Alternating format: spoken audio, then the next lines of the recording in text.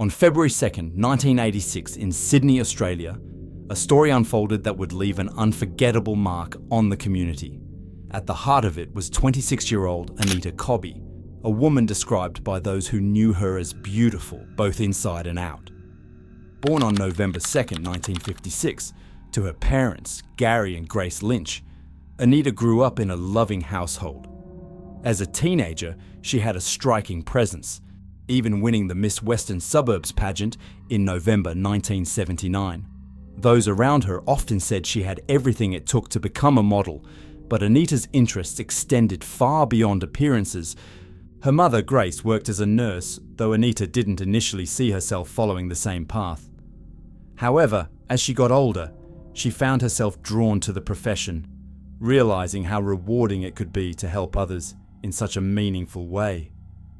Determined to pursue this calling, she enrolled in a nursing program at Sydney Hospital. Anita had a natural gift for caregiving, and colleagues often remarked on her warm personality and the sense of comfort she brought to her patients. It was during her time at the hospital that she met a fellow student, John Cobby, a meeting that would change both of their lives. John later admitted that from the moment he saw Anita, he was captivated. But to him, she seemed so out of reach that he didn't even consider asking her out. He never had to. One day during a shift, Anita struck up a conversation with him, and from there, a connection was formed. It didn't take long before they went on their first dinner date, and soon after, the two became inseparable. Within just a few months, Anita and John moved in together, and their relationship flourished. They were deeply in love, and before long, they were engaged. Not long after, Anita became pregnant, and the couple was overjoyed at the idea of starting a family. They eagerly shared the news with their families, excited for the future. But heartbreak struck when Anita suffered a miscarriage. It was a painful experience, but they leaned on each other for support and remained strong. In 1982, surrounded by close friends and family, they exchanged vows and became husband and wife. Instead of spending their savings on a honeymoon, they chose to use the money to rent a home together. They settled into married life, got 2 dogs, and even bought a boat, embracing the simple joys of their new life together. Eventually, the couple moved to Coffs Harbour, where John began working with horses, training them professionally. His hard work paid off when he placed a bet on one of the horses he had trained, and it turned into an unexpected windfall, more than $10,000 at the time, which would be worth around $51,500 today. With their winnings, they decided to make the most of their time together and traveled the world. It was a dream come true, an adventure neither of them would forget. But as exciting as their travels were, they also brought about a shift in perspective, especially for Anita. John was ready to settle down and start the next chapter of their lives, but Anita wasn't so sure anymore. Seeing the world had changed her outlook, which is something that happens to many people after an experience like that. Their visions for the future no longer aligned, and in 1986, they made the painful decision to separate. It wasn't easy for either of them, but at the time, they felt it was the right choice. Anita moved back in with her parents in Blacktown and continued her nursing career with the same dedication she always had. Despite the separation, Anita and John remained close. They still cared deeply for each other, and neither saw the split as something permanent. In fact, by early 1986, they had begun discussing the idea of rekindling their relationship. They were taking things one step at a time, even looking at houses together, hoping to rebuild what they had. On February 2nd, 1986, Anita was finishing up a shift at Sydney Hospital. By 3 p.m, she had clocked out and later met up with friends for dinner in Redfern. After their meal, she made her way to Central Railway Station where she caught a train headed for Blacktown Station. Normally she would call her father for a ride home, but that night the phone box was broken. With no taxis in sight, Anita had no choice but to walk. It was dark when she stepped onto Newtown Road, making her way home as she had many times before. But this night would be different. As she walked, a stolen car suddenly pulled up beside her. Before she had a chance to react, 2 men jumped out, grabbing her in an instant. Anita screamed, fighting with everything she had, but they overpowered her, shoving her into the vehicle and speeding off into the night. The terrifying scene was not completely unseen. A teenage boy who had been at home with his mother and younger sister heard Anita's desperate screams from outside. Without hesitation, he rushed out to help, but by the time he made it outside, the car was already speeding away. The boy ran back inside and called the police, recounting every detail he could remember. He recalled seeing the men inside the car and noted that those in the back seat seemed to be sitting unnaturally high, their heads nearly brushing against the car's roof. Later, it became clear why. Anita had been forced down beneath them, trapped and hidden beneath their weight. Inside that car, Anita was fighting for her life. The men barked orders at her, telling her to take off her clothes. She refused, pleading with them to let her go. She told them she was married. She told them she was on her period. She tried everything, anything that might make them stop. But they had no mercy. Instead, they responded with ruthless violence. They beat her so savagely that her nose and cheekbones shattered under the force of their blows. The agony she must have felt is unimaginable. As if the beating wasn't enough, they subjected her to further horrors, forcing her to endure unimaginable suffering at their hands. Afterward, they pulled into an Allied petrol station, rummaging through her purse to steal her money. Without a second thought, they used it to fill up their tank before continuing their night of terror.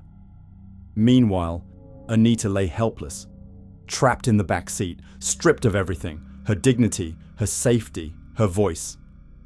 The car sped toward a remote field in Prospect. Anita had been beaten so brutally that she could no longer walk. The men dragged her along the ground, pulling her through a barbed wire fence before continuing their relentless attack. The ordeal stretched on for hours. She was completely at their mercy. Not far from where this horror was unfolding, a local farmer heard screams piercing through the night. He hesitated, wondering if it was just the sound of animals or teenagers messing around. He had no way of knowing the real horror taking place just beyond his land. As the night wore on, the men began to realize the truth. If they let Anita go, she could identify them. And so, they made a decision. The leader of the group pulled out a knife, and as the others watched, he stepped toward Anita. She knew what was coming. As he pressed the blade against her neck, she fought back with whatever strength she had left, grabbing at the knife in a desperate attempt to stop him. The struggle cost her dearly. Her fingers were nearly severed as she tried to pry the weapon from his grasp. But it wasn't enough. With no hesitation, he began to saw through her throat, cutting so deeply that she was nearly beheaded. When it was over, they draped her lifeless body over the barbed wire fence before fleeing the scene, taking her clothing with them and burning any evidence that could tie them to the crime. That night, Anita never returned home. At first, her parents assumed she had stayed with a friend. But when she failed to show up for work the next morning, panic set in. They reported her missing. The following day, February 3rd, a farmer stumbled upon a horrifying sight, a body lying in a field. The police quickly connected the discovery to the missing person report filed just the day before. They suspected it was Anita, but one heartbreaking detail confirmed their fears. Her wedding ring was still on her finger. When an officer visited Anita's parents' home, they asked if they recognized the ring. Their hearts sank. It was hers. John was notified soon after. The news devastated him. He didn't want to believe it. The woman he had loved, the one they had talked about building a future with, was gone in the most unthinkable way. Just days after hearing the news, overwhelmed with grief, he turned to drugs to numb the pain, unable to cope with the weight of what had happened. As the investigation began, officers were determined to find whoever was responsible. But in many cases like this, suspicion often falls first on someone close to the victim: a spouse, a family member, a friend. Given that Anita and John had been separated, some thought it seemed too convenient. To investigators, it looked like a crime of passion. Even people who knew John began to question if he was the one responsible. In their minds, the case was all but solved. They just needed to prove it. John was taken in for questioning, but according to him, it was anything but a fair process. He later described the interrogation as aggressive, with officers insisting he was guilty. They told him they already knew he had done it, that all he had to do now was confess. According to John, they even went so far as to physically assault him, slamming him against the wall and onto the floor. John couldn't shake the feeling that, somehow, he was to blame. If only he had gone to pick Anita up that night, none of this would have happened. Or at least, that's what his mind kept telling him. But this was an impossible burden to place on himself. The responsibility for what happened lay solely with the men who took her. Yet weighed down by guilt, overwhelmed by exhaustion, and worn thin by relentless interrogation, John found himself giving in. After being accused over and over, with officers insisting that he must have done it, he began to doubt his own memory. If they were so sure, maybe he had done something and just couldn't remember. But deep down, the facts didn't add up. As detectives pressed forward with the case, it became more and more evident that John wasn't the one they were looking for. The timeline of events didn't align, and soon he was ruled out as a suspect. But by then, the damage was done. John fell into a deep depression, barely able to function as the investigation carried on. Authorities, deeply disturbed by the level of cruelty in Anita's case, feared that whoever was responsible might strike again if they weren't caught soon. Then came Anita's funeral. The media captured everything, but what stood out most to those present was John's grief. He broke down completely, sobbing, screaming, pleading for Anita not to be taken from him. The pain was unbearable, and everyone could see it. What happened next outraged the public. A radio host decided to broadcast the graphic details of Anita's autopsy report live on air. The explicit nature of the report sent shockwaves across the country, intensifying the demand for justice. What had been done to Anita was beyond comprehension. Her injuries were so severe that even seasoned professionals, those accustomed to dealing with violent crime, were shaken. She had been beaten so badly that her face was barely recognizable. Dragged over barbed wire while still alive, she had suffered deep lacerations. Her neck had been cut multiple times, and one of her ears was nearly severed. Every part of her body bore the marks of horrific violence, her face, legs, shoulders, back, and thighs covered in bruises. The worst of it was concentrated on her chest and groin, indicating the unimaginable suffering she endured. Her windpipe was cut, her eye sockets shattered, and her fingers almost entirely severed as she fought desperately to defend herself. It was clear that Anita had fought with everything she had. The government, responding to the public outcry, put up a $50,000 reward for information leading to those responsible. Anita's murder remains one of the most disturbing crimes in Australia's history, a case that still haunts many to this day. Her name would never be forgotten. After the gruesome details were made public, anger swelled. People wanted justice, and they wanted it fast. Some even demanded the death penalty for whoever was responsible. Investigators retraced Anita's final steps, hoping to jog the memory of anyone who might have seen something. Then, a breakthrough. A police informant came forward with a tip about a stolen car. That lead brought authorities to John Travers and Michael Murdoch. At first, Travers admitted to stealing the vehicle, but when it came to the murder, his statements kept changing. Detectives suspected they had their man, but without a confession, they couldn't be sure. Then Travers asked to call a friend. The number was passed to police, who made the call. The person on the other end wasn't just a friend, it was Travers' own aunt, a woman who would soon be known only as Mrs. X. Mrs. X didn't hesitate. She wanted nothing to do with what her nephew had done. In fact, she was so horrified that she agreed to help the police in a risky undercover operation. She wore a wire and met with both Travers and Murdoch, secretly recording their conversation. And then it happened. Both men admitted to the crime. With that, police made their move. Their arrests led to 3 more, brothers Michael, Gary, and Les Murphy. Within just 22 days of Anita's murder, all 5 men were behind bars. Investigators were praised for their quick work, but the manhunt wasn't entirely smooth. Michael and Gary Murphy had gone on the run. When Gary was finally caught, sheer terror overtook him. He wet himself on the spot. He tried to fight back, but officers forced him to the ground.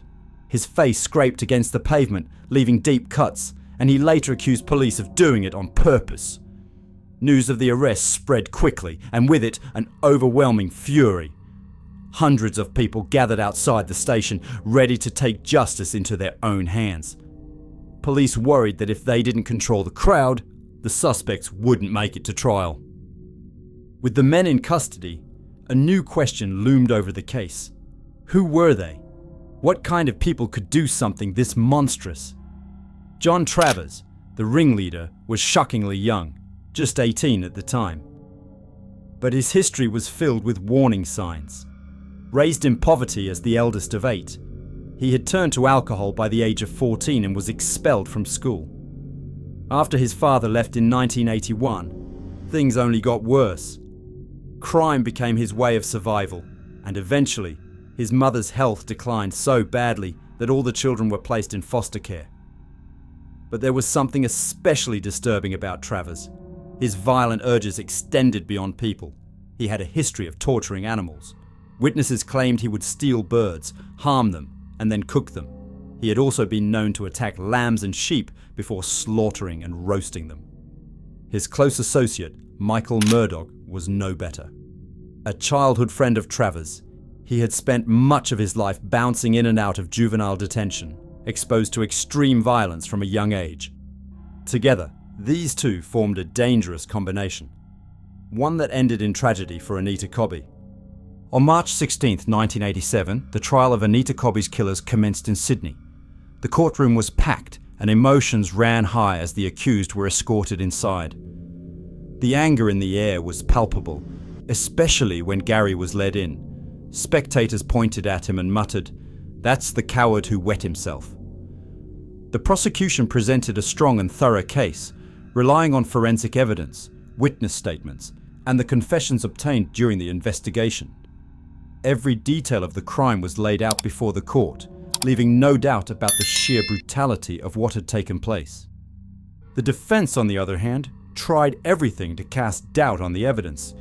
Their main strategy was to argue that the confessions had been coerced, suggesting that police pressure had led the accused to admit to crimes they had not committed. They also attempted to challenge the reliability of the forensic evidence, questioning whether it was as conclusive as the prosecution claimed. Another tactic used by the defense was to shift some of the focus onto Gary's treatment during his arrest. His lawyer argued that the physical state he was in when taken into custody suggested excessive force. A police officer involved in the arrest was called to testify, and when questioned about Gary's injuries, he gave a blunt response. "Must have happened when I had my boot on his head." Despite the defense's efforts, the case against the men was overwhelming. The evidence spoke for itself, and the prosecution's arguments were clear, detailed, and relentless. The trial was watched closely across the country, with many Australians feeling deeply invested in seeing justice done. Every new revelation added to the public's anger and heartbreak. Finally, after weeks of testimony, the jury reached its verdict. John Travers, Michael Murdoch, and the Murphy brothers were all found guilty of abduction, assault, and the murder of Anita Cobby. Each was sentenced to life in prison without the possibility of release.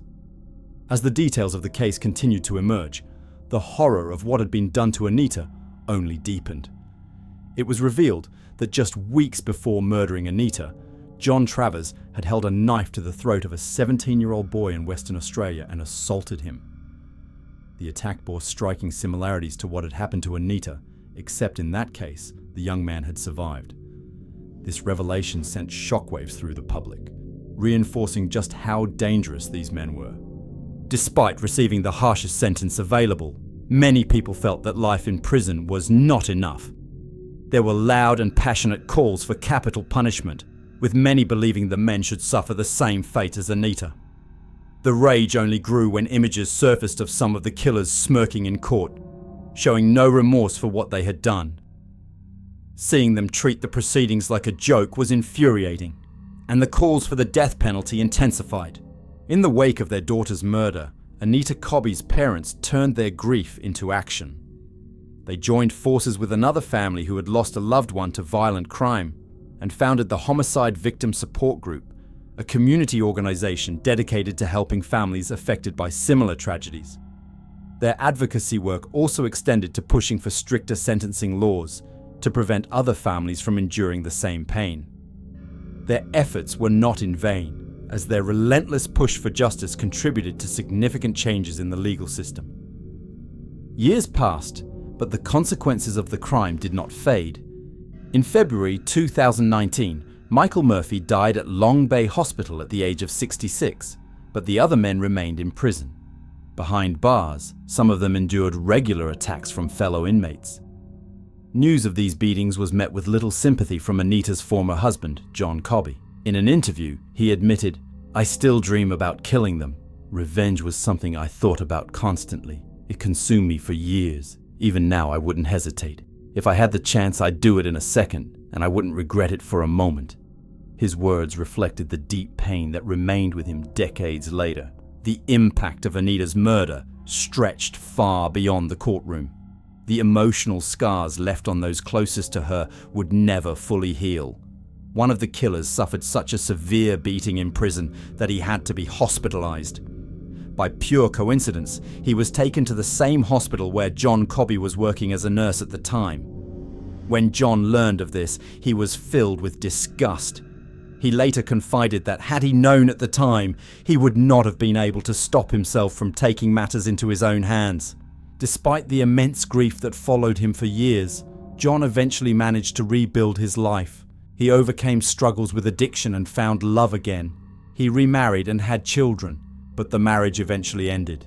In 1987, he changed his last name from Cobby to Francis. Unable to bear the constant association with Anita's murder, he carried immense guilt, even though he had no reason to blame himself. Years later, he made the decision to return to the name Cobby, with his children supporting his choice. They too changed their last names from Francis back to Cobby. Meanwhile, Anita's parents never truly recovered from their loss. According to Anita's sister, they struggled every single day, unable to find peace. Both have since passed away, having spent the rest of their lives burdened by grief. One of the most crucial figures in bringing the killers to justice was the woman known as Mrs. X. She had risked everything to help the police by secretly recording a confession from her nephew, which became a key piece of evidence. Despite doing the right thing, she remains in witness protection to this day. There are still people with ties to the killers who blame her for their imprisonment, and the threats against her life have never stopped. She continues to live in fear, knowing that there are individuals who would harm her given the chance. Though decades have passed, the case of Anita Cobby remains one of the most horrifying crimes in Australia's history. To honour her memory, a plaque was placed in Sydney Hospital, a small but meaningful tribute to the life she lost.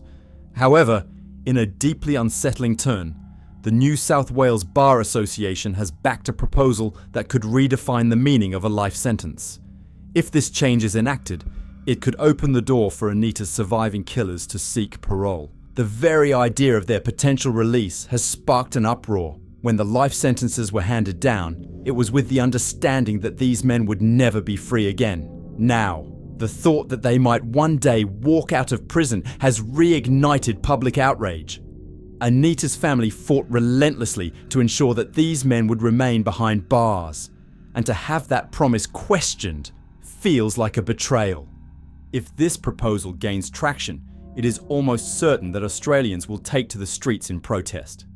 The crime committed against Anita was so horrifying that the idea of leniency for her killers is unthinkable. If there is ever a real threat that they could be released, people will not stay silent. The hope remains that the justice system will uphold the original sentence and keep these men where they belong, locked away for the rest of their lives.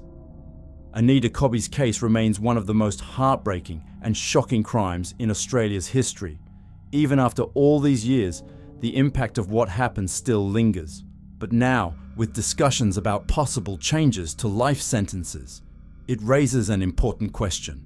Should these men ever be given a chance at release? We'd love to hear your thoughts. Do you think justice was truly served, Or should the system be even stricter when it comes to crimes this horrific? Let us know in the comments below. If you found this video informative, please consider subscribing to this channel if you haven't, giving this video a like, and sharing it with others who may be interested. Your support helps us continue bringing you important stories like this. Thank you for watching, and we'll see you in the next one.